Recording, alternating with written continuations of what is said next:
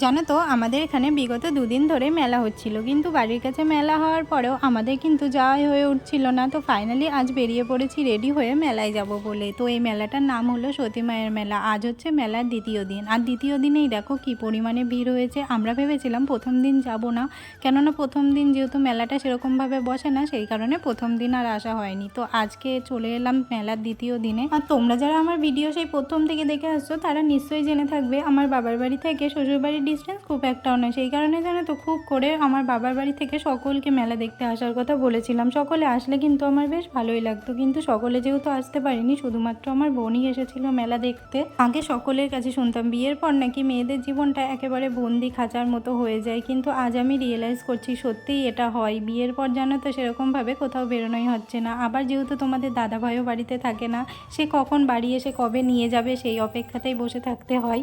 এই যে শুধুমাত্র ছোটোখাটো অনুষ্ঠানগুলোই মাঝে মাঝে যাওয়া হয়, আবার যাওয়া হয়ে ওঠে না। বিয়ের আগে জানো তো আমি সেরকমভাবে বেরোতাম না, কেননা আগে ভাবতাম যে বরের সঙ্গে সব জায়গাতে ঘুরবো, কিন্তু বিয়ের পরে আর সেটা তো হয়েই উঠছে না। বরঞ্চ বিয়ের পর আরও জীবনটা যেন বেশি বন্দি খাঁচার মতো হয়ে গেছে। যাই হোক, সব কথা না হয় বাদই দিলাম। আর আমরা কিন্তু মেলাতে একদিন নয় 2 দিন গিয়েছিলাম জানো তো। আর দেখো মেলা থেকে এই ফুলদানিটা কিনেছিলাম ঘর সাজানোর জন্য।